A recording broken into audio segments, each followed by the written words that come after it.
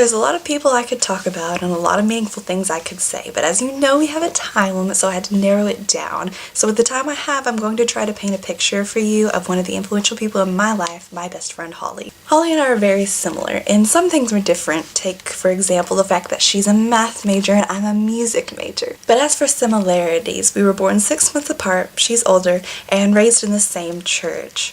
We grew up together, and I can't remember there ever being a time when we weren't friends. She's just always been there for me. So that church, I was a member there until like my senior year when I joined a little tiny church that I play the piano for currently.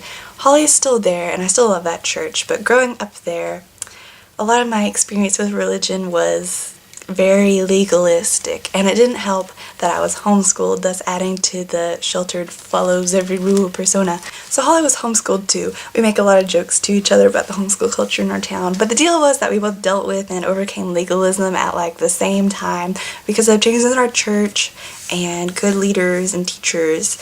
I mean, Jesus came to die on a cross because rules weren't enough.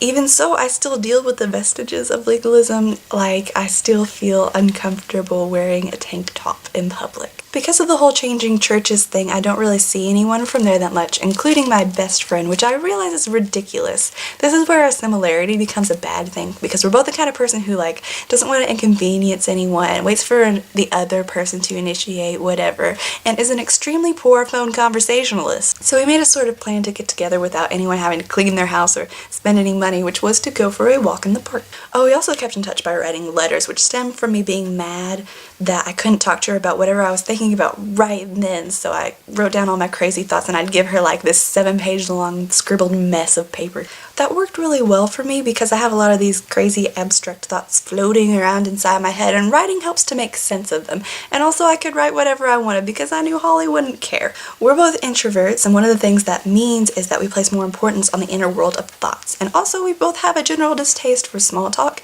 and by general distaste I mean we're just awkward and bad at it. So when we would go for walks in the park, it was so refreshing because there was no pressure for all that social niceties jazz, and we could talk about what we wanted to talk about, which mainly consisted of the meanings of things like beauty or freedom. We'd talk about books, education, the value of stories, the value of art.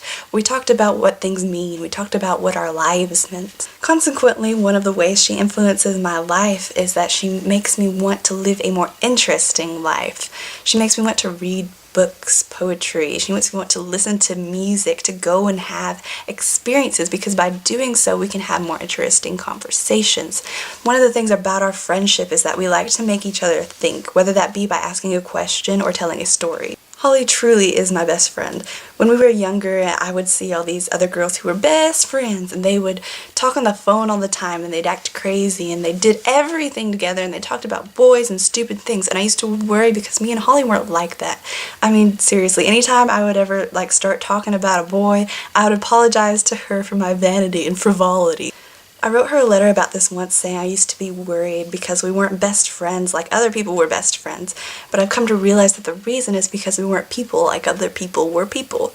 And that's the kind of thing I write to her because, as I said, she won't care if I sound crazy. Holly is the person I can completely be my intellectual self around and my ridiculous self around, and I'm really thankful to her for being such an awesome friend.